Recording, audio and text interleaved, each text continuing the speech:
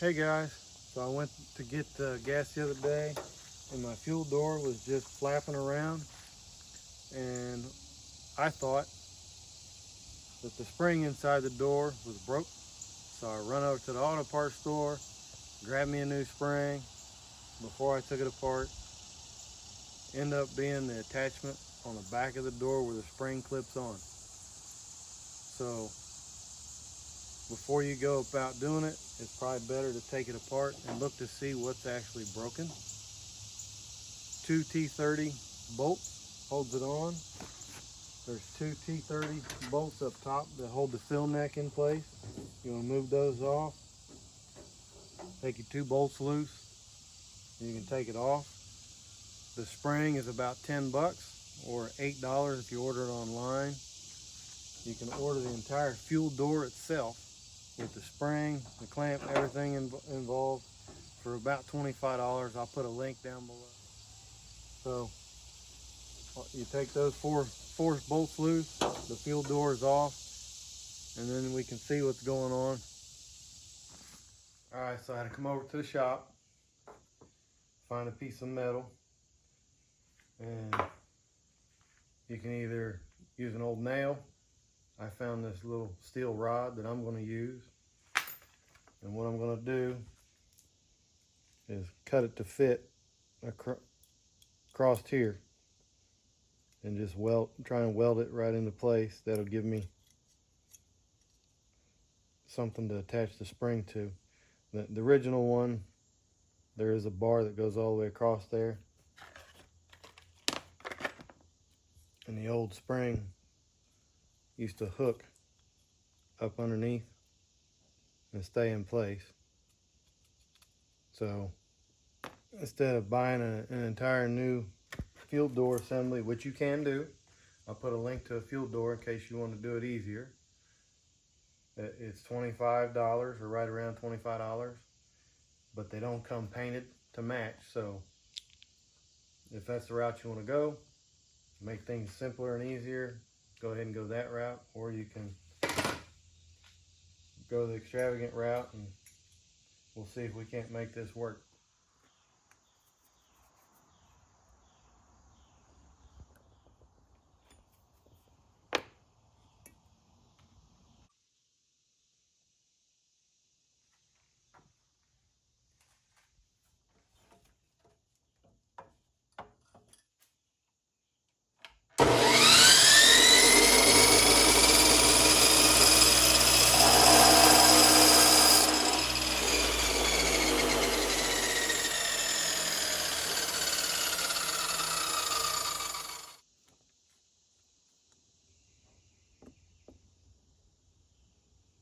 So I think that's going to be long enough.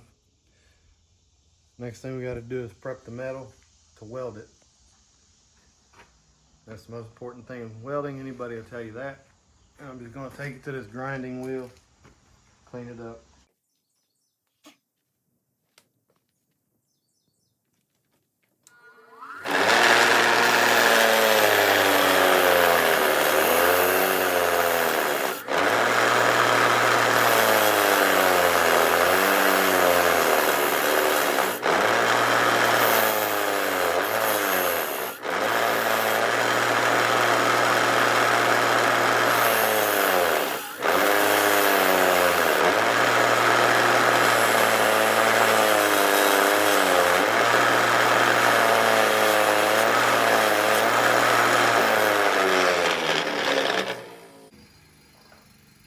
In case you're wondering why I cleaned this metal up here, is because you need to have a good ground for your welder to contact. So I'll hook my ground from my welder here so I can weld right across this place. You want to make sure that these tabs that we had bent before, you can see them real well. You don't want to weld those tabs because you're going to need to bend them back. So you just want to weld across here if you can.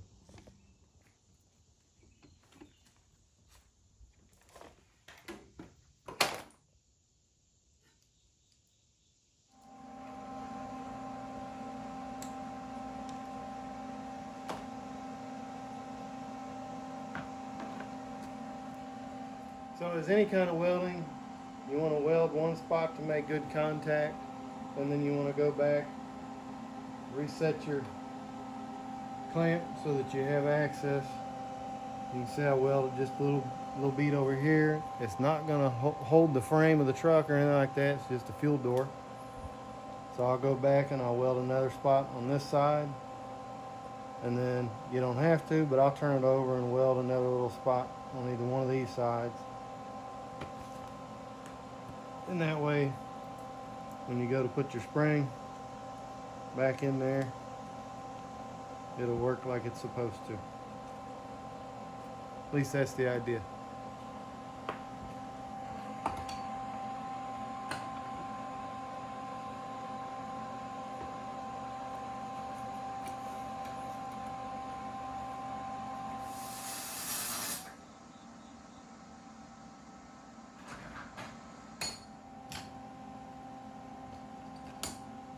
See, just a little bead. It's not going to be real strong or anything. Not going to be beautiful.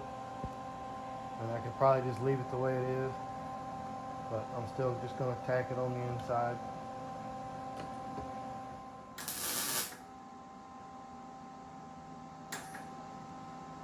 Alright, so I tacked it on both sides. It doesn't got to be fancy. But you can see a little smoke coming off. So you don't want to touch it yet. Just set it aside. Give it a few minutes to cool down. When you get done, if you want to throw some paint over where you cleaned it and made it bare metal, it's probably not a bad idea either. Once it's cooled down, you want to make sure you can touch it, and then you can go ahead and use some primer. I've got some old Rust-Oleum paint laying around, so I'm just going to coat that. It's not for looks, it's to keep it from rusting again, which is what the problem was to begin with. Just want to paint the areas, make sure they're covered so it doesn't rust in the future. So we have a new spring, so we might as well use it. Make sure the two notches go in the right grooves. And this is the first time I've done this, so I think I'm going to try and do it all in one movement. You can see it's going to work. I'm not too sure about getting this back over our pins.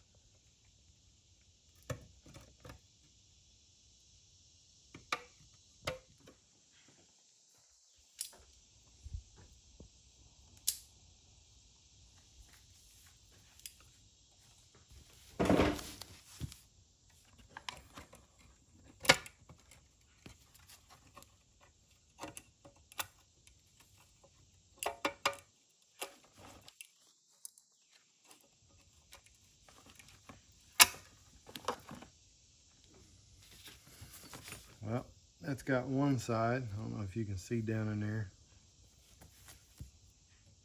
around it. I'm going to try and work the other side in if I can. So I've got one clipped on, the one underneath of it bent a little bit, so I got to try and tweak it.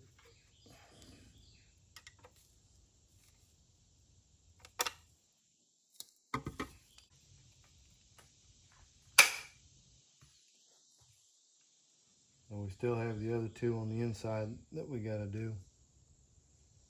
I'm not quite sure how I'm going to do that, but I think I can just get a small pry bar or screwdriver and pop those back on there.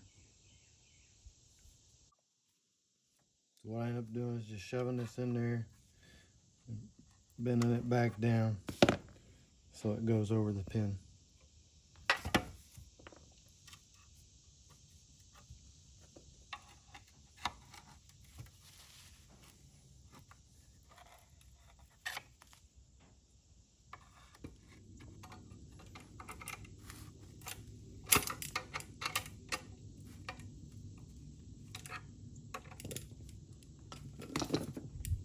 So I've managed to bend it quite a bit, unform it, but end result is it will now lock in place, lock open, and that's what we're looking for. So now we just got to put it back on, put our two T30 bolts in, and we should be done. And if anybody knows an easier way of doing this, by all means, leave me a comment down below, so it'll help the next guy. Make sure you put your bend your tabs back so that it can't slide off. I don't see it happening, but it locks the pins into place. You'll do it on both sides.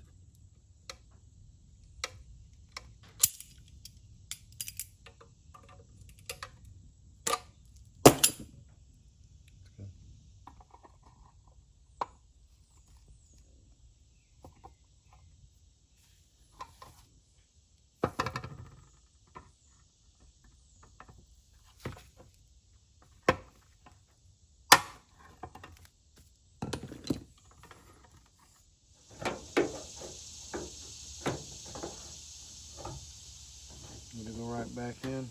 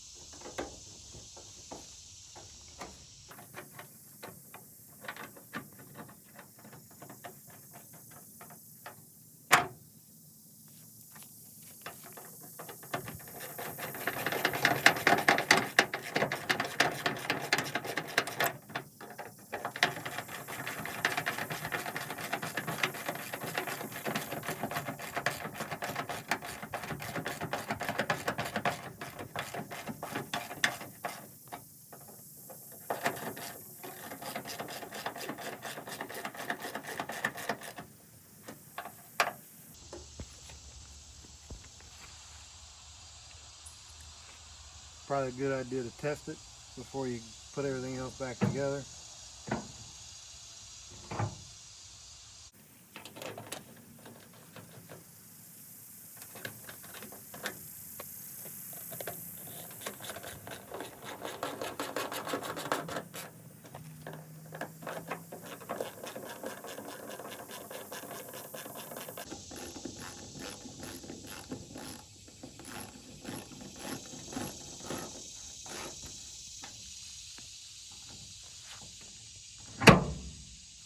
Job complete. Thanks for watching. Make sure you subscribe, so when I put new videos up, you'll see whenever they come out. And again, if you've got an easier way of doing this than what I just did, by all means, put it in the comment below. And of course, you always have the option of just replacing the entire fuel door if you don't have a welder handy or a friend that's got a welder.